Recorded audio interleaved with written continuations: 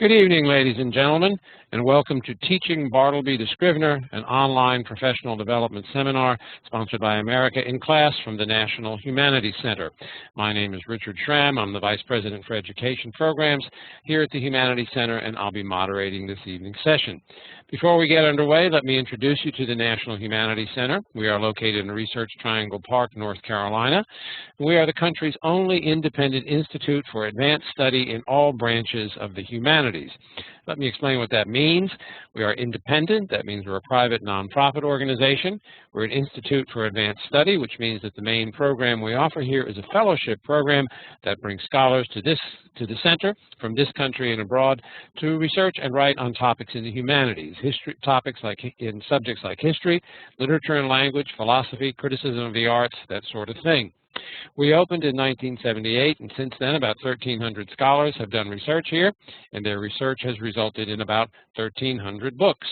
Now, the place may seem like an ivory tower, and indeed it looks like an ivory tower. We even have a spiral staircase running right up the middle of the building, but it wasn't intended to be an ivory tower.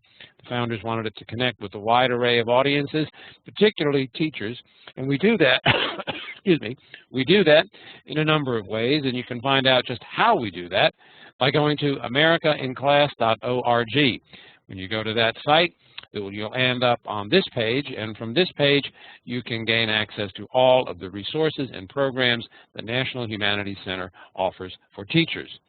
Now, let me remind you that at the end of our seminar, you will be able to go to the Teaching Bartleby the Scrivener webpage, the page from which you entered the seminar and the page from which you obtained your readings. And there you will find a recording of the seminar for this evening, plus the PowerPoint. And if you want to use any of the slides from the PowerPoint, feel free to do so. It's there to be plundered for your classes. You will also find an evaluation form there. We ask you to please fill out the evaluation form and submit it to us. You can do that online.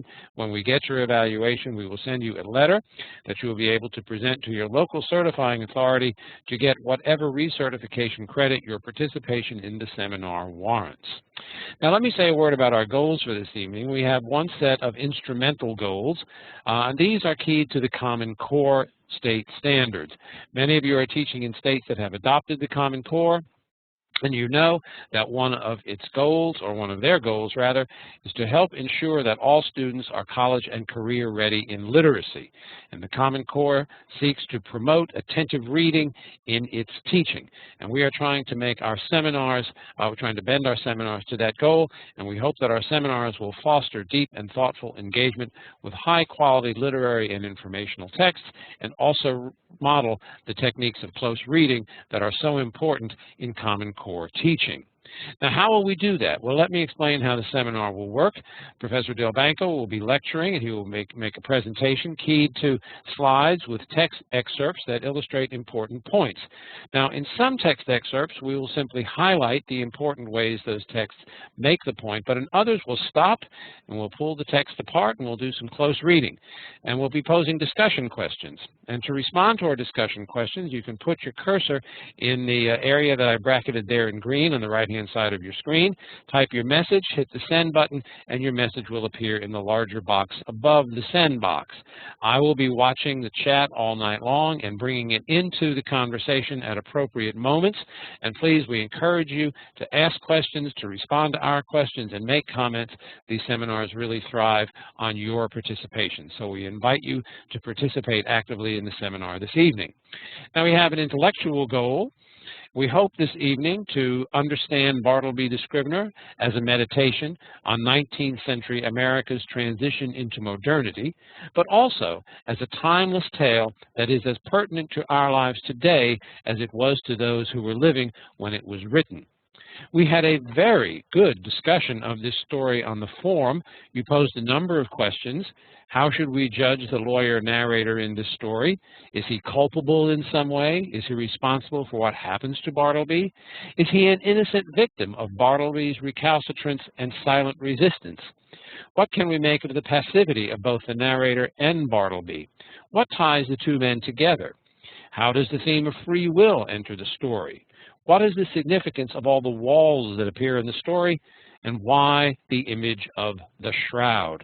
In addition to those questions, you really had some interesting comments about Bartleby, and I'm heartened to see that Bartleby is taught out there, and students, it really touches students. Students really grapple with this. One participant wrote, "I tend to look at Bartleby as a story about what happens when our usual well-meaning attempts at sympathy and human solidarity fail, and we're left with the ultimate unknowability of the other." Another participant wrote, "My students do not sympathize with Bartleby. I'd like to get some specific in-class activities that will help students move past this, or rather make something out of their inability to sympathize with him." And that was a common theme in a lot of the forum notes, comments. How can we make this story more accessible to our students? Another teacher wrote about the way Bartleby addresses AP requirements. There are a variety of AP open resource responses that prompts that Bartleby could address. Writers often highlight the value of a culture or a society by using characters who are alienated from that culture or society. And another prompt, select a novel in which a tragic figure functions as an instrument of the suffering of others and how that suffering contributes to the tragic vision of the work as a whole. Certainly, you could write, you could use Bartleby to respond to that prompt. Other participants wrote, "One reason this story is always on my syllabus is because it provides a good transition between the history of the short story from the early romantic tales to a more modern psychological piece." There's a good way to teach the story. "I think Melville might have been concerned about the increased mechanization in his world, and we usually discuss how being a Scrivener is similar to being a modern-day copy machine, a person not able to assert his own will or creativity. Students also think that this might be a case of Melville feeling he was not appreciated for the art he was producing. I would like to talk more about the narrator and what his motives are for being concerned about Bartleby." Several different thematic approaches in that comment, and we get more. We read Bartleby a short while back, and I quite enjoyed it again after many years. It was a very challenging text for my students, and I found it curious that they really disliked the stubbornly independent character, but didn't pick up on the flaws of the narrator at all. They were clearly frustrated by Bartleby, what he was and what he meant, maybe like the other people in the office. But I find the narrator unsettling and reliable at a number of points. I would love to get more insight into this text and how to work with it, as it seems to be quite mysterious, a good word to describe the story. I do think there is a little of Bartleby and a little of the narrator in us all. What do you think? Other people wrote, "I'm looking for new ways to examine this great story with my young group. My approach last year was to discuss the story over 2 days, assigning half of the text each night.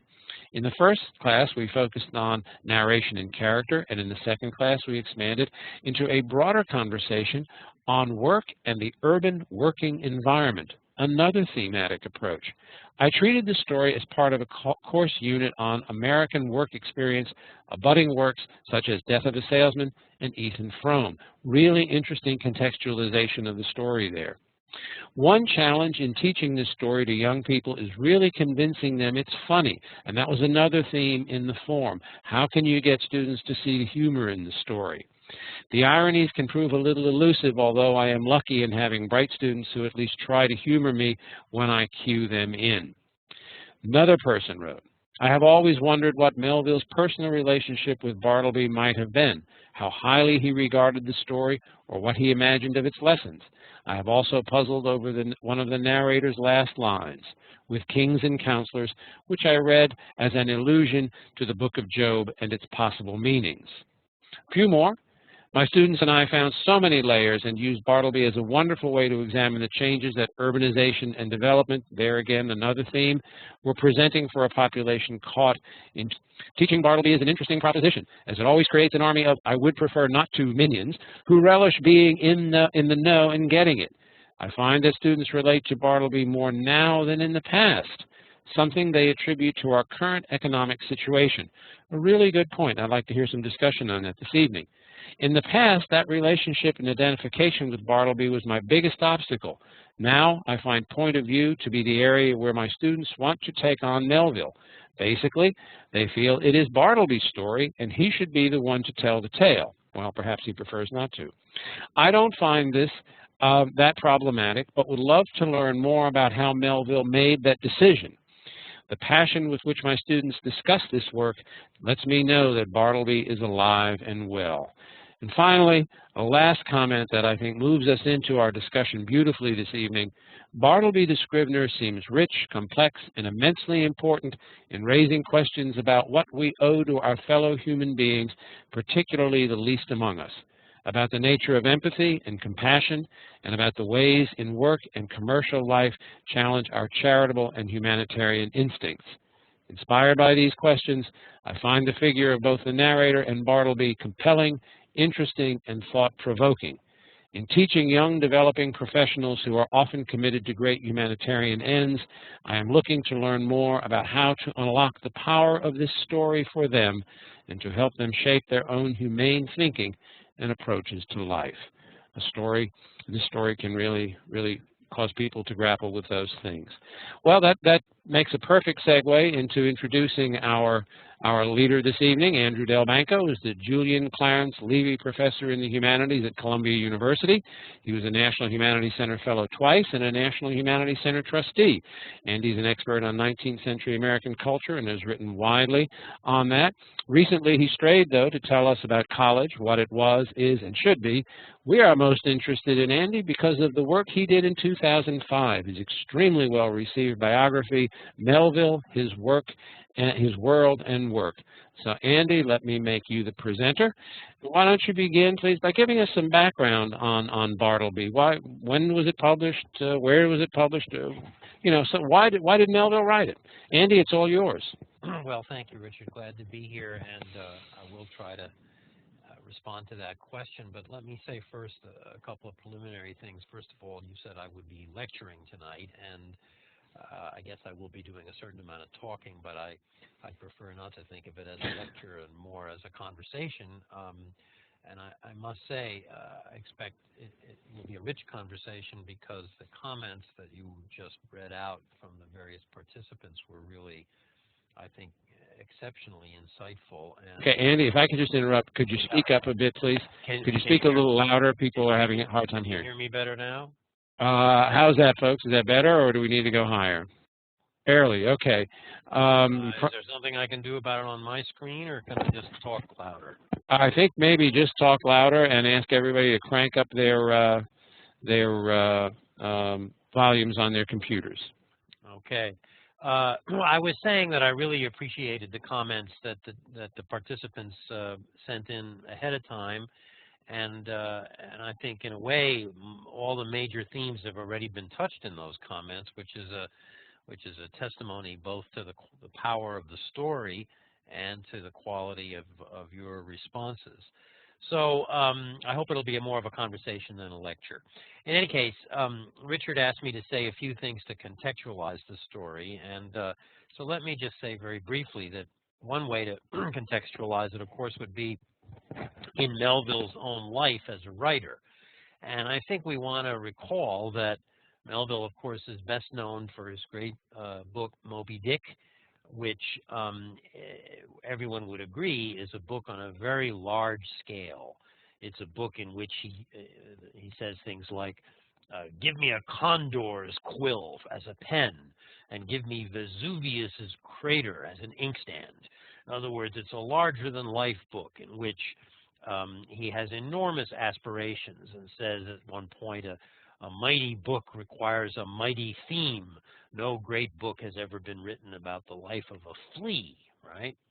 And we think at the center of that book of Captain Ahab and the great speeches he makes to persuade the crew that while they may think they've signed on for another ordinary whaling voyage, in fact, they've got something quite different in store for them, namely to help him in his personal quest to wreak revenge upon the white whale.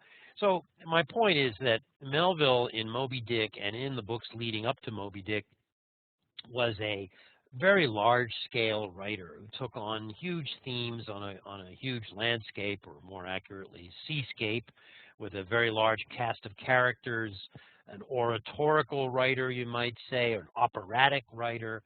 And I think you'll see where I'm going with this, that Bartleby is a very different experience. And one of the things I I like to point out to my students, though of course they notice it for themselves, is that we're dealing here with a master literary craftsman, a writer who is capable of doing the things that I was just trying to describe in Moby Dick, but also capable of writing a much more modulated kind of prose, a quiet book, a story which is very enclosed, right? One of the questions that came up on the screen was the question of what are all these walls and barriers and divisions doing in Bartleby, the very opposite of the world of the sea that Melville had written about for most of his life, the wide open, expansive ocean. So this is a writer who is capable of two very, very different kinds of literary performance. So that's one thing to keep in mind. Now, another thing that may go some distance toward explaining this distinction, and one of the comments, as I recall, is that some of your students speculate that Bartleby may be in part a story about Melville's own frustration and even bitterness at his failure to strike a chord with the large public with his earlier work. And I think that's a reasonable response to the story. But in any event, we want to keep in mind that Melville's career is basically on the skids by the time he writes this story. He was a very ambitious writer, as I've suggested. He enjoyed a big early success with his first books, Typee and Omu, which were really thinly fictionalized memoirs of his days as a young man in the South Pacific, hanging out with some very attractive young women on the Polynesian islands, among other things. But after those two books came out, he became a more complex writer. He embarked on some literary experiments, and book by book, I think it's fair to say, he started to lose his audience. So Moby Dick, as everybody knows, has become a huge critical success with posterity, with subsequent generations, but in his own time was a quite spectacular commercial failure. And the book that Melville wrote after Moby Dick, a very weird book called Pierre, or the Ambiguities, was an even bigger failure. So we want to keep in mind that Melville is a writer in retreat. Melville, at least in terms of his commercial success, is a writer in decline. And in fact, you could even go so far as to say that he had lost his audience for a full-length novel. In other words, he became a short story writer, partly perhaps out of choice, but also because the publishers were no longer interested in publishing full-scale narratives. So there's a paradox here. I happen to think, and my sense is many of the participants agree, that Bartleby is a great work of literary art, but it's possible that he would never have written it if he could still have been in the business of writing novels. So that's one kind of context. And then very briefly, to say again some things that are already suggested in the comments by the participants. The early 1850s are a time when Americans are becoming aware that their country is changing, that New York is becoming a big city, and in many ways, as I point out to my students, it's good to remember that although the population of New York City in the early 1850s was, of course, much smaller than it is today, New York really meant the lower tip of Manhattan Island, the area that includes Wall Street, of course. And remember, the subtitle of Bartleby is A Story of Wall Street, and I think the pun on wall is quite clearly intended.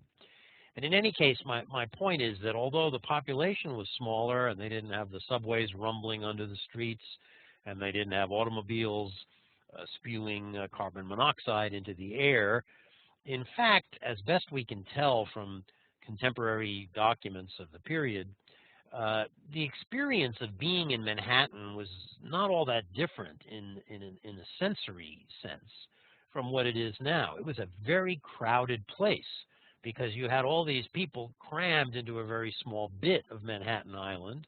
The streets down there are very narrow. There was a lot of dirt in the street. The modern plumbing and sewage system was not yet installed. This was a city that actually, I think, more than we might expect, resembled our modern city in the pace of life. And people from the period are talking about how you can't walk down the street without things falling down from the scaffolds where new buildings are going up. And so it's a story about the emergence of the modern city. And the modern city, of course, brought with it issues that are still very much with us today. The modern cities are filled with forlorn people, without family connections, without friends, and the society had not worked out, and maybe we still haven't worked out a good way to deal with such people.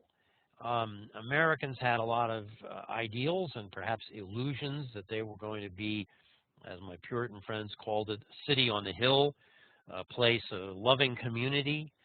But that's tough to achieve and sustain in a modern city, which, as one of the participants also indicated in his or her comment, where the logic is a commercial logic, a city that runs on business. So New York was kind of a vision of the future, you know. I mean, Melville, as a young man, had been to Liverpool and had seen an English industrial city where there was a lot of poverty and a lot of human suffering, as well as a lot of wealth. And New York seemed to him to be coming into itself as the American version of such a city. We want to keep in mind that when Abraham Lincoln became a candidate for president, one of the places he wanted to visit were the 5 Points, which was not too far from the location of this story, and that was famous as the worst slum in America, and maybe one of the worst slums in the world. So the bottom line, and I'll stop talking about this in a second, is that this is a story which is both historically specific to the emergence of the modern city in the middle of the 19th century, and also, I think, still very resonant to the world we know today, especially perhaps those of us who live in the city of New York or other such places. So that's a stab at setting up a context, and I hope that's helpful. Andy, one quick question. How was the story received critically when it was published? Very quickly, we got to move on to the text, but how was it received? The truth is we don't have a good answer to that because, of course, since it was a story rather than a novel, there weren't reviews published, and there's very little surviving evidence of what readers' response was to it. I suspect that the response was similar to what ours is, a certain degree of mystification, and in fact, the newspaper headline that ran over one of the reviews of the novel I mentioned, Pierre, or the Ambiguities, was a typical, euphemistic, beating around the bush New York City type headline. It said, quote, Herman Melville crazy.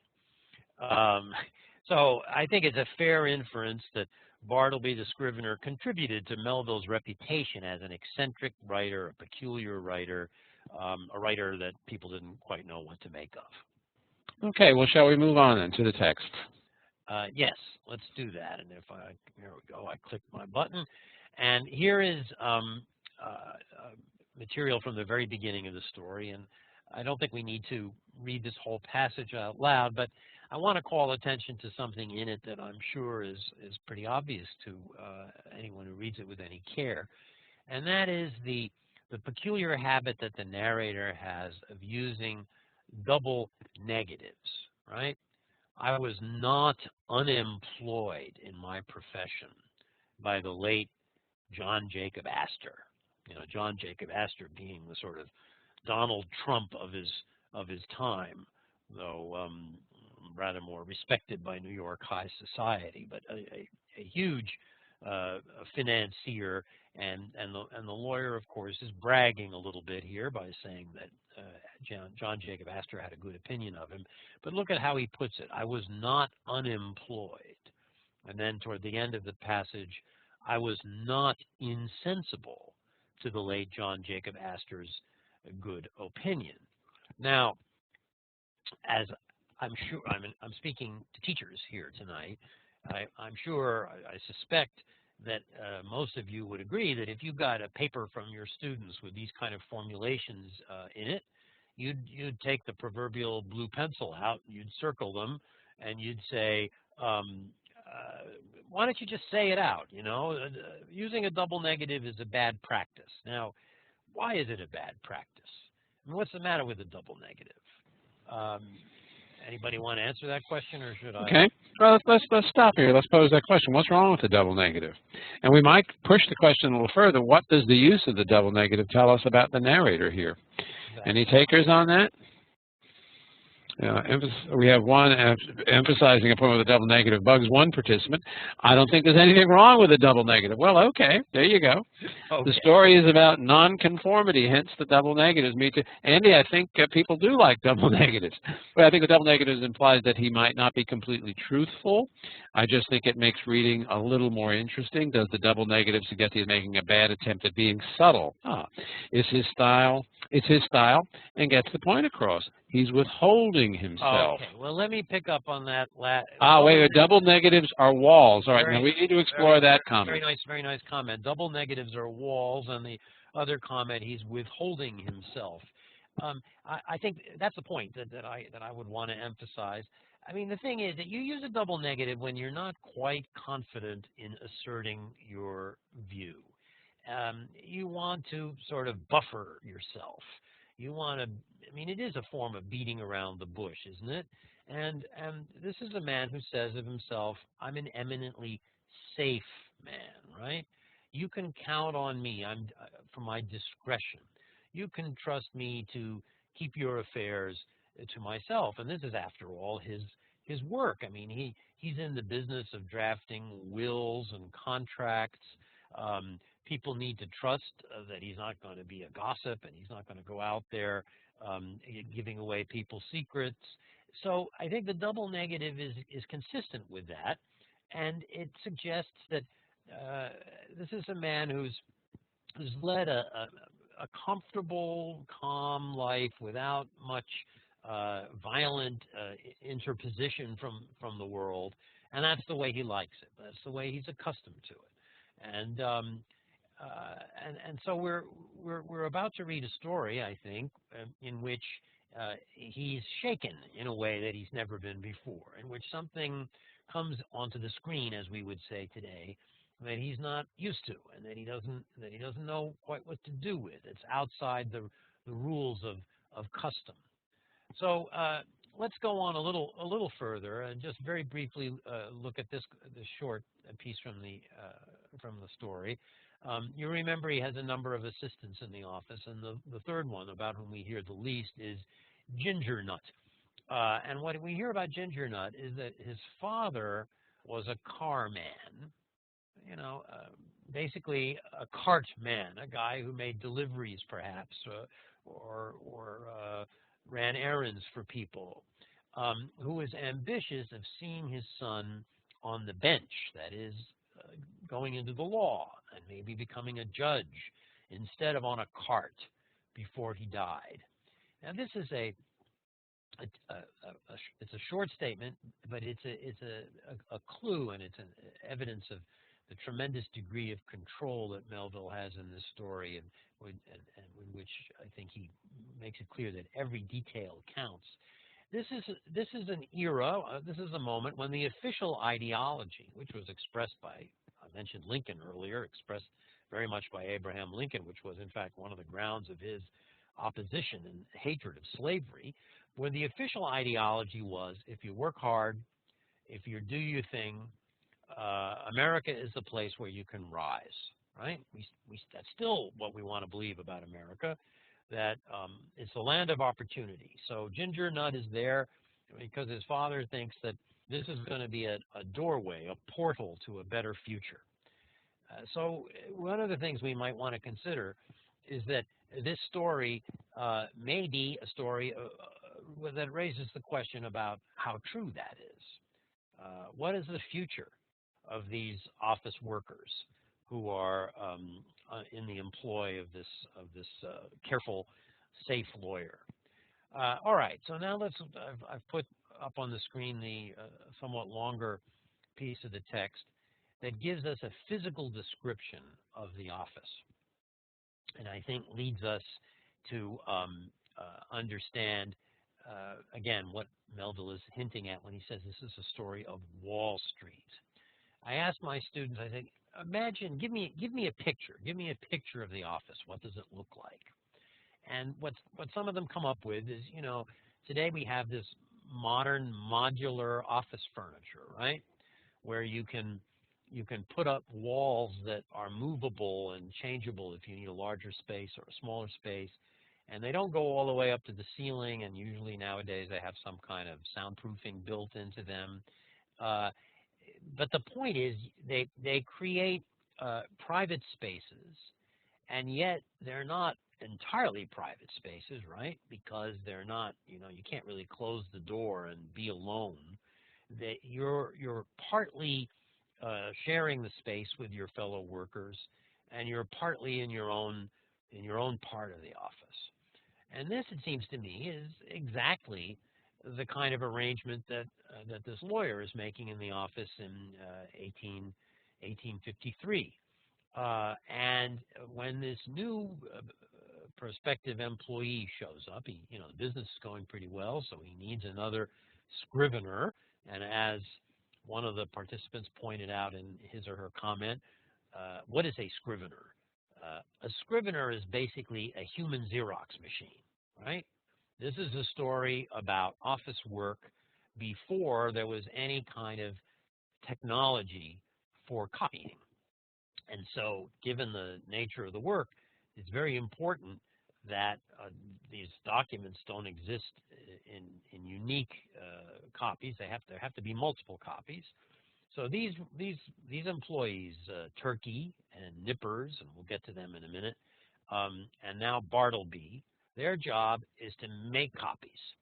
And if you think about it, if you just step back and actually think about it, and this is quite striking, I think, to students nowadays, and perhaps a way to get your high school students into the story.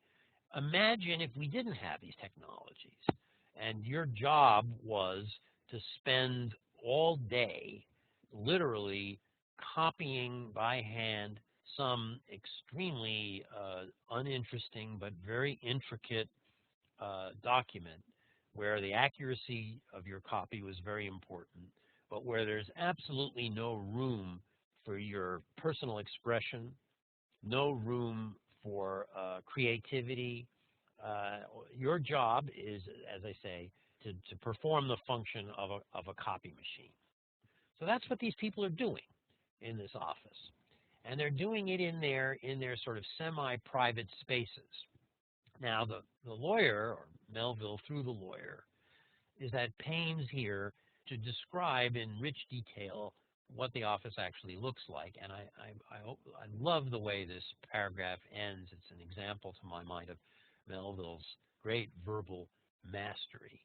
He says, still further to a satisfactory arrangement, this is the last two sentences, I procured a high green folding screen which might entirely isolate Bartleby from my sight, though not remove him from my voice. And I sometimes pause and ask my students to think about that. In other words, you could put it this way.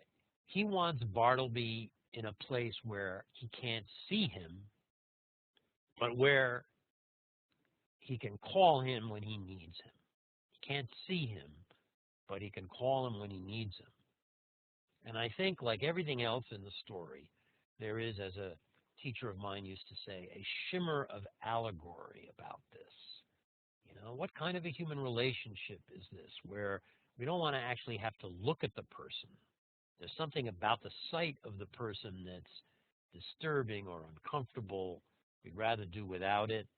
And yet, we want that person available at our beck and call when we need them. And then Melville sums it up in this marvelous phrase, and thus, in a manner, privacy and society were conjoined. You know, he's having it, as it were, both ways. And maybe there's something about the lawyer that wants to have things both ways. So we can consider that as we move along.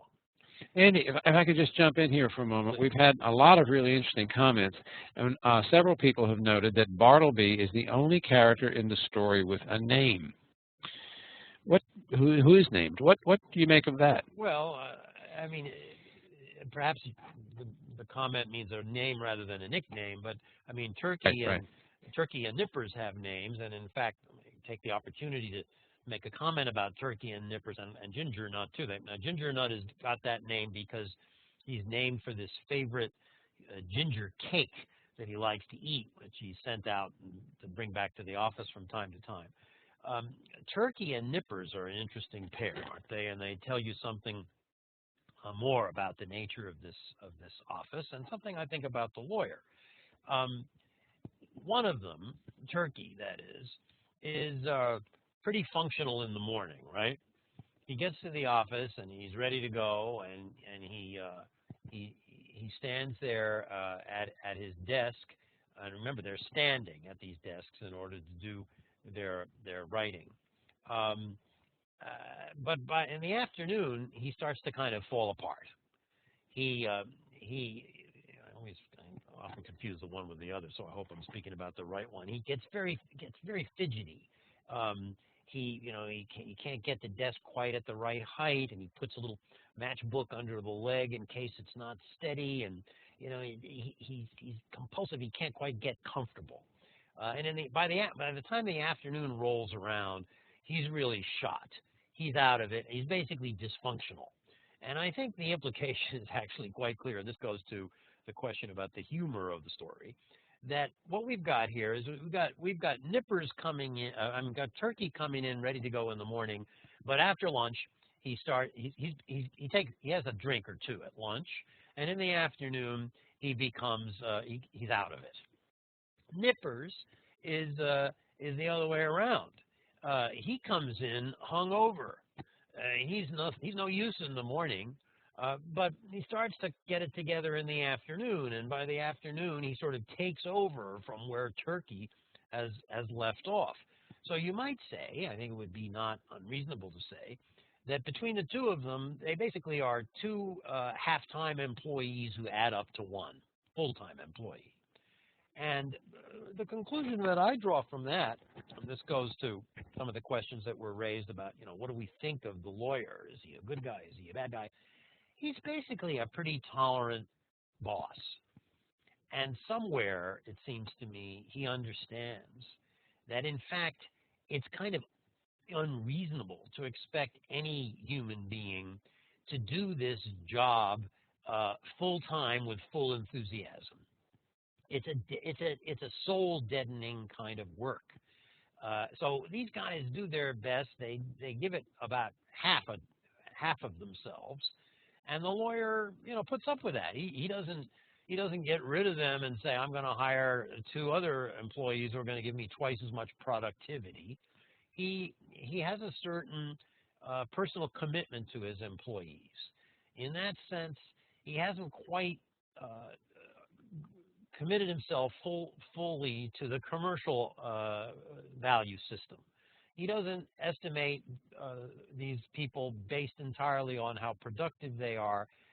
They've been around a while, and as long as they kind of show up for work and don't destroy the place, it looks like they can count on him for employment. They have a certain degree of job security, basically because he has a somewhat more than business-like relation with them. Okay, so into this world arrives this new employee, and he seems to have all the perfect qualities for the job. He's modest. He's not in your face. He seems cooperative and passive, which is a good thing in an environment like this. Mild is one of the words that's often used to describe him. And then, as you know, something very peculiar happens. The moment arrives, and here's the moment, we have it up on the screen, where the lawyer calls him, he's got the screen up so he doesn't have to look at him, but he calls him, and he says, Bartleby, come over here, come into my space, please. I need you to compare some copies. And Bartleby, in a clear, mild tone, says those famous words, I would prefer not to. And the lawyer doesn't quite believe his ears, right? I mean, these are very mild, quiet words. But the lawyer says he has to rally his stunned faculties. He thinks his ears have deceived him. So he repeats himself. And again, it comes back. I would prefer not to. So the lawyer now starts to become agitated. What is this? This is something he's never had to deal with before. What do you mean? Are you moonstruck?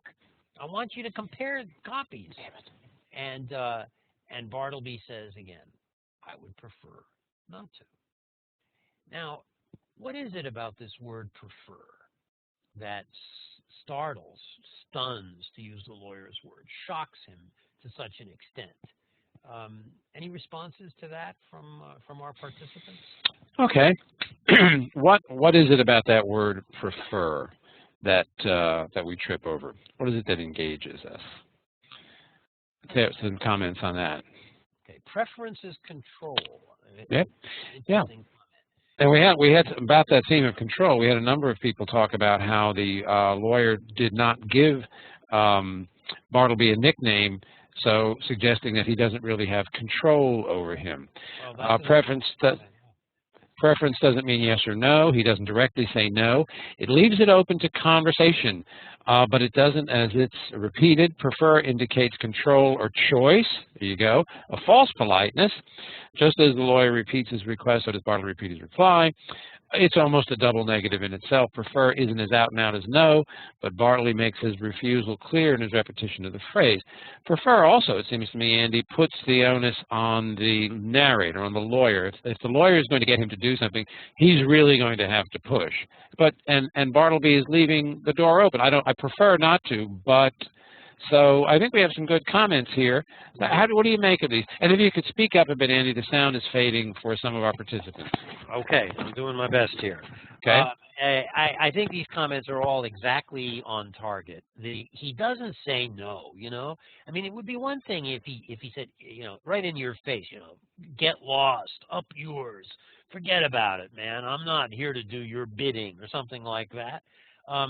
Then the response would be quite clear. We'd have a situation of open hostility, and we might know what to expect. But instead, as Richard, as you said, the comment "I would prefer not to" puts the onus on the lawyer to do what? To persuade him, to cajole him, to get him to rethink this position. And here on the slide that we have up on the screen right now, Melville, in another very, I think, rich and resonant sentence that you could do a lot with your students, nothing so aggravates an earnest person as a passive resistance. Now, for my generation, I'm a baby boomer, that term passive resistance has a very specific resonance. And of course, Melville didn't have a crystal ball. He couldn't anticipate the nonviolent resistance of Mahatma Gandhi or of Martin Luther King, which King learned from Gandhi, although Melville was a contemporary, of course, of Henry David Thoreau, who wrote that great essay on civil disobedience, which both Gandhi and Martin Luther King were aware of. So, but you could say to your students, we could say to ourselves, what is it exactly about a passive resistance that's so aggravating? This is, of course, what all those great resistors understood. A passive resistance, or to use a more contemporary psychological term, passive aggression. You know, we speak of the passive-aggressive personality. Bartleby is the quintessential passive-aggressive personality, it seems to me. What that does is, as Richard has said, it puts the onus on the person who holds the power to either exercise that power in a violent way, you know, kick him out, beat him up, as happened to many of the passive resistors in the course of the civil rights movement, as we all know, were attacked with police dogs and fire hoses. But if there's a germ of doubt in the mind of the person who's holding the authority about the legitimacy of his authority, if there's a potential sympathy there for the resistor, as I would suggest there is in the person of the lawyer, then the passive resistance does what? It forces the person with the power to explain why it makes sense to do what you're being asked to do. Why is it reasonable that we have had a society where black people can go to one place to go to school and one place to eat, and white people go to another place to eat and go to school, but they don't go to the same place together? So the passive resistor is saying, you know, this system is wrong, it doesn't make sense to me, and it forced our society to say, well, this is why it makes sense. And what was the best answer we could come up with? Again, it's intimated, I think, in Melville's story. Again, I'm not suggesting he had a crystal ball or this is somehow a preemptive allegory of the civil rights movement, but it touches on a large human problem, a kind of human relationship that recurs in different forms at different historical moments.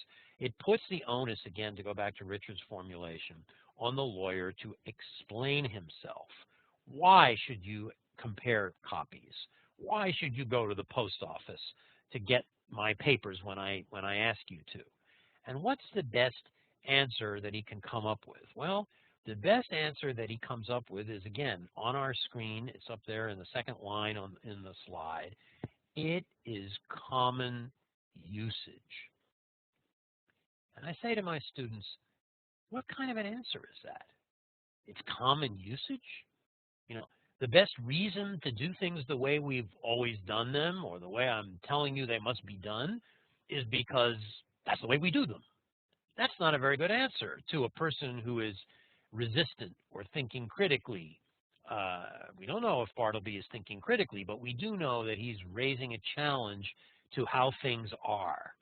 And it's extremely frustrating and aggravating, as Melville says, to the lawyer, which he captures in this brilliant metaphor in the last sentence on the present slide. I might as well have essayed to strike fire with my knuckles against a bit of soap.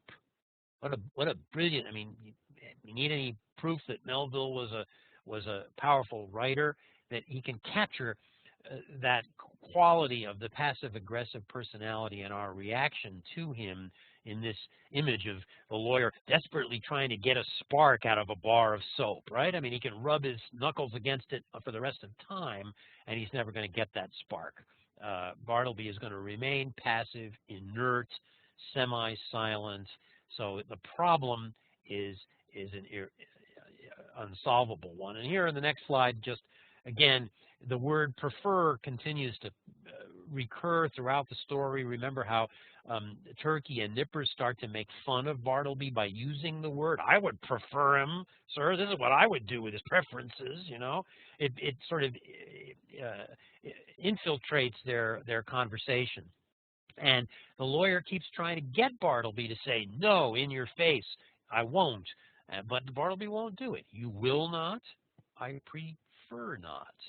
So Bartleby keeps putting this this problem back in his face. And yes, as one of the participants just put on the screen, it is hysterically. It's a very funny situation. They're all completely at their wits' end because of this little weird guy who says, "I would prefer not to," and they start, snapping at each other, and everything starts to kind of fall apart.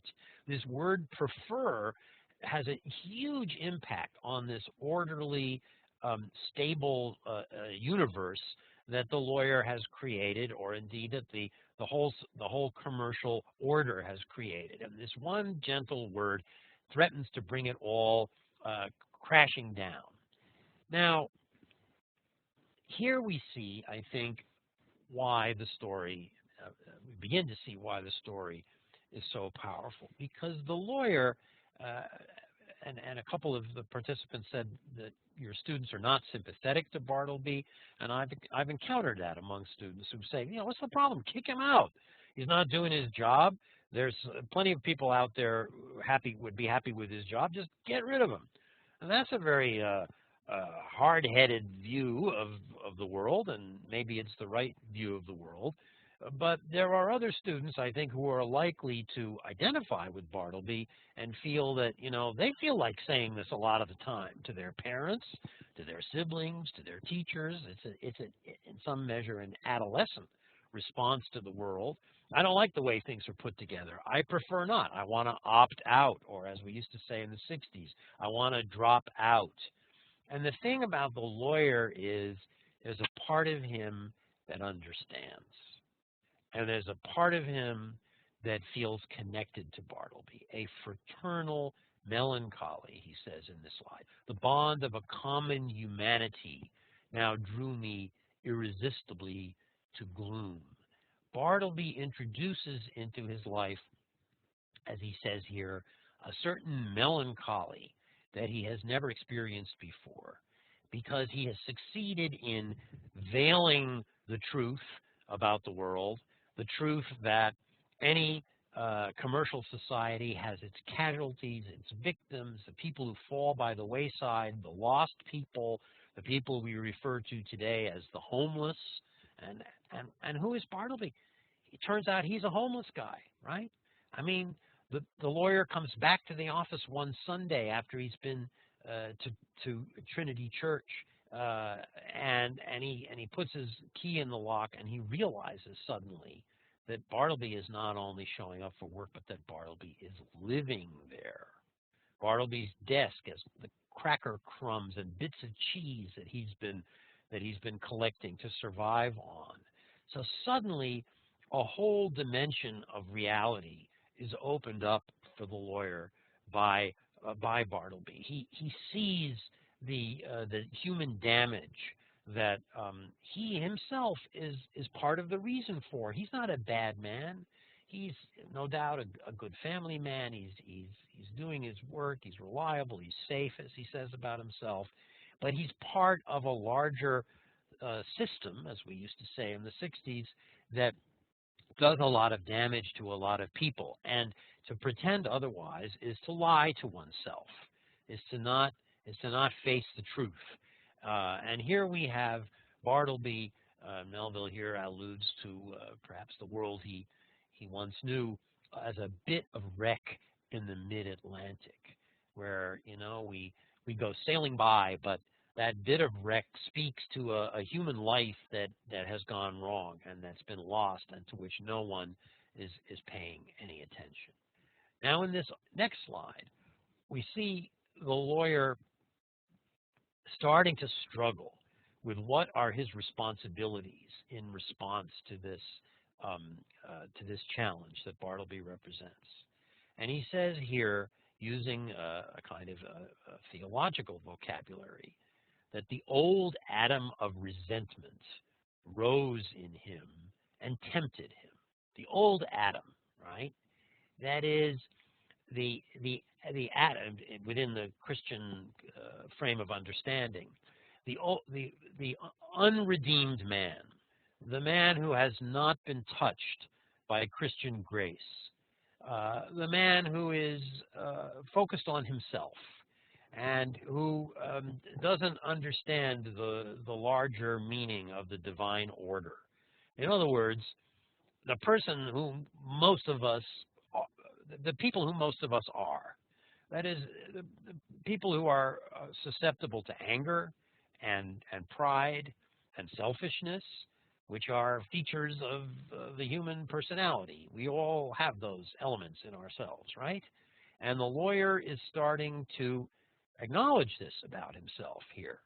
And he says that these old Adam starts to rise up in him, but then he tries to recall the divine injunction, the new commandment, that we must love each other as we love ourselves.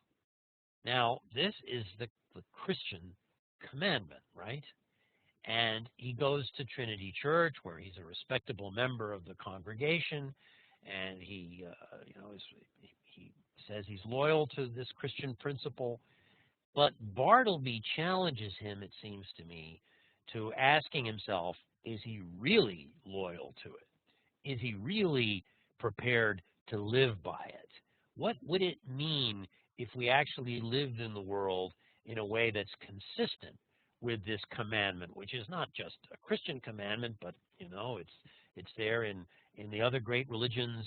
It's there in the philosophy of Immanuel Kant, in what he calls the categorical imperative, which states that we must treat other human beings as ends in themselves, not as means to something that we want for ourselves.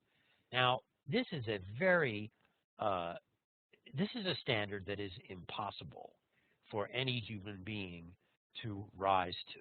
That doesn't mean that we shouldn't aspire to it, but to rise to it and live by it is, it seems to me, and I think it seemed to Melville, impossible.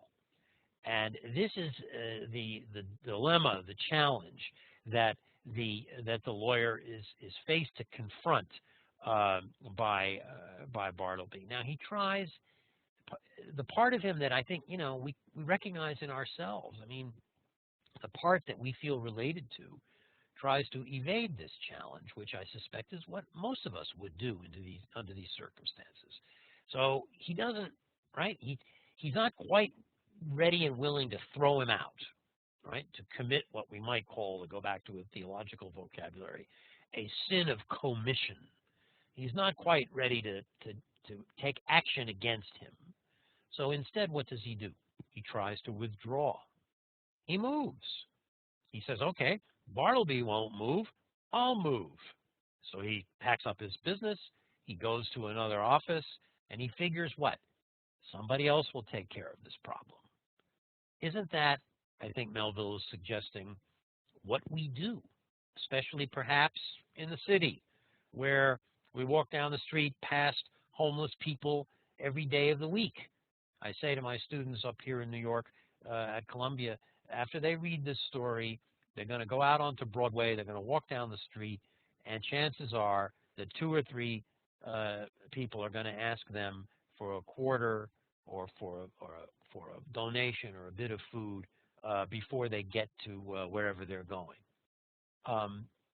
The problem that Bartleby presents is there for us too, and the lawyer, like us all, tries to evade it. It's not. He tries to make it somebody else's problem. So he moves, right?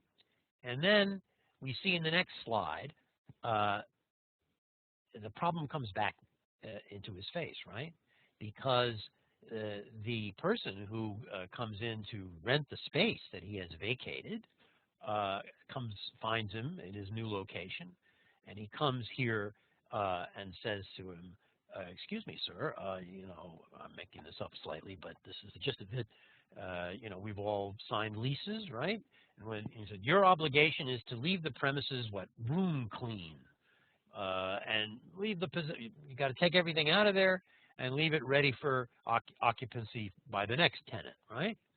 So this guy comes to see him and says, excuse me, you left something behind. There's a man there. He's living there. And he won't leave. And the lawyer tries to say, well, It's not my problem. I can't do anything about it. And this new tenant says to him, you are responsible for the man you left there. Now, again, with Melville's literary genius, this is a statement that is both literally true on a legalistic level, right? You know, you're responsible for what you left there. It says so in the lease, right?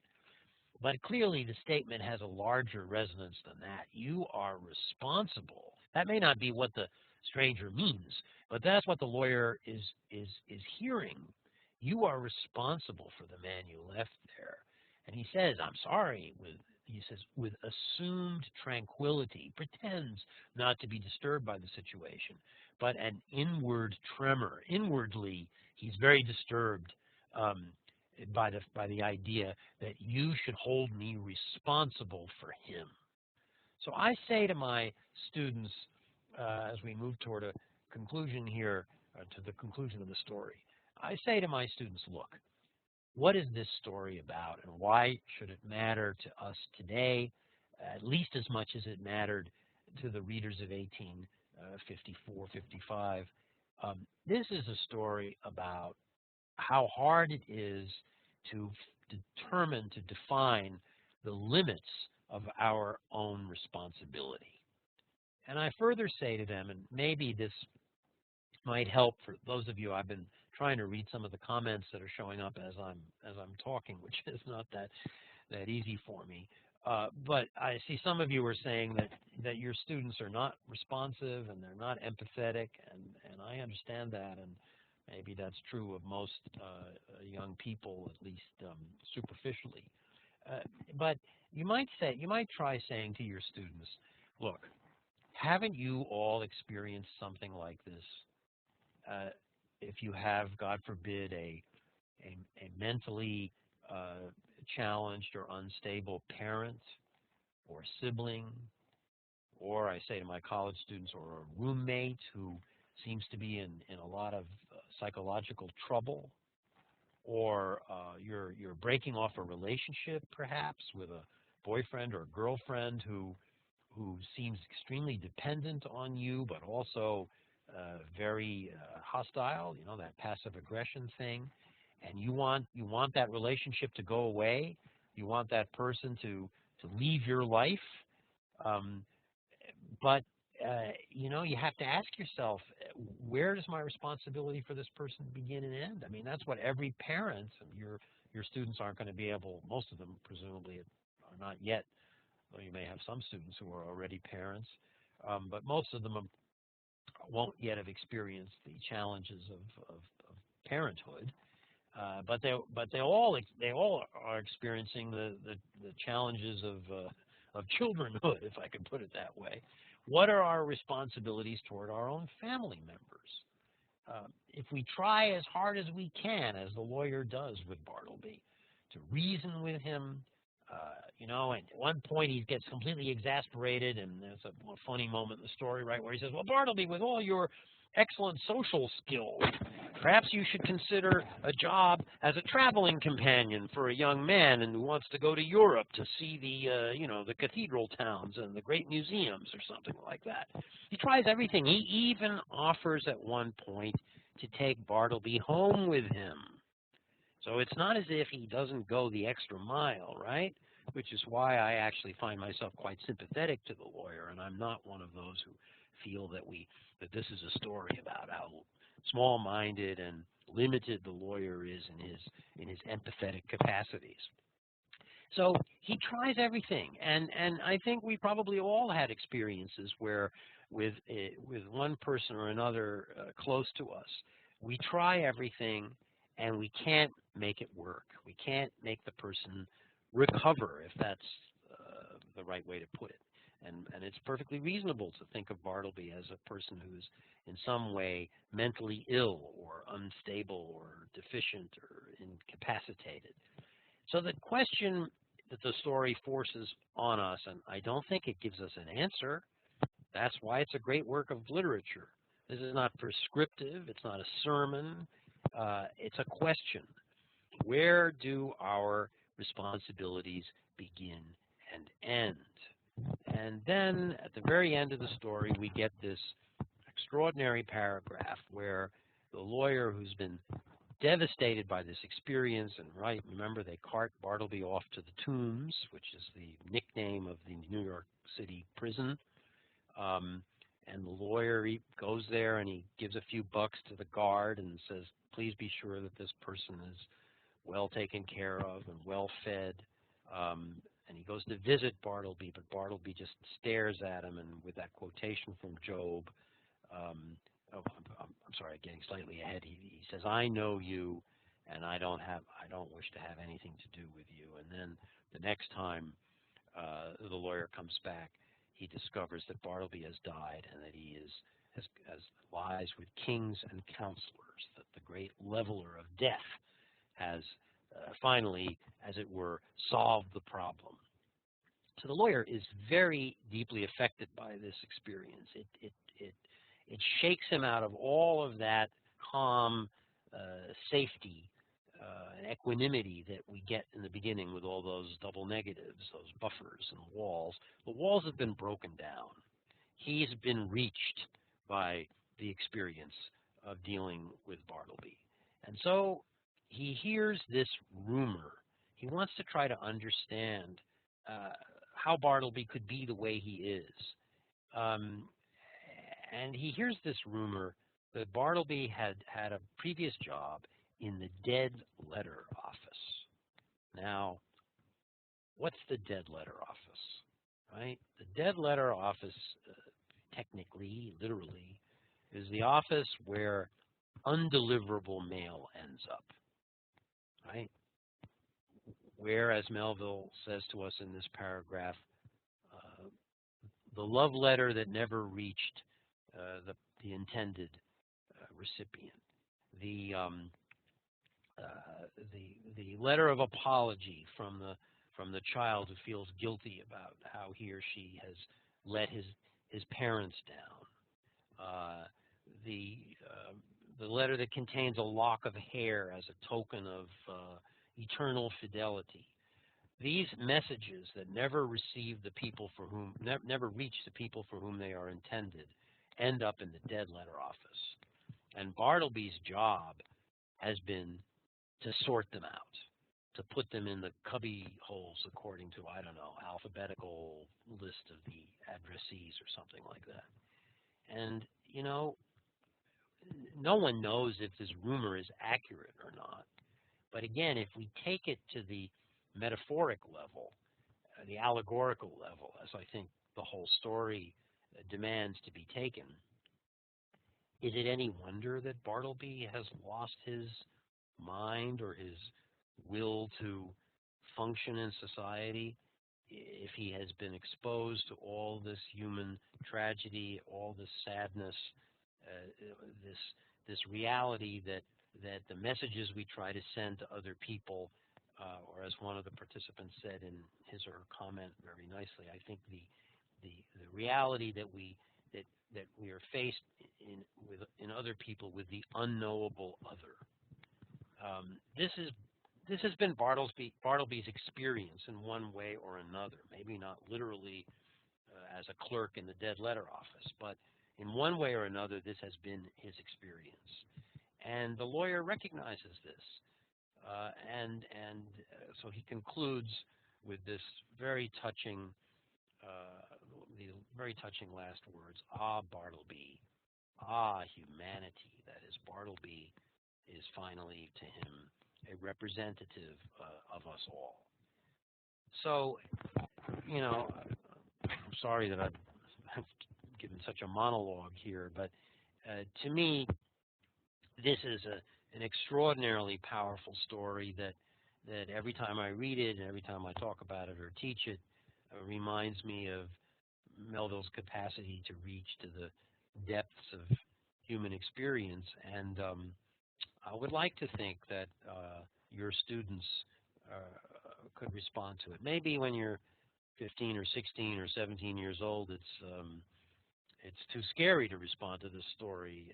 That could be one of the obstacles to teaching it. But I think as one gets older, It's a story that just gets more and more powerful the more one encounters it. So I'm not sure I have too much else to say.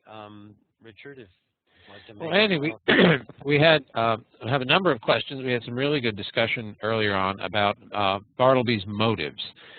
Some people noted that he actually becomes the most powerful person in the office. He bends the work of the office to his will, and eventually even forces the narrator to move. And yet other people said, no, he is not a strong character, deploying passive resistance to challenge the narrator. He fades away. He ends up in the dead letter office. Could you comment on what you think Bartleby's motivations are here? Well, my only comment, Richard, really is that we have no idea, and I think that's really a large part of the point. I mean, I find it's a perfectly good question.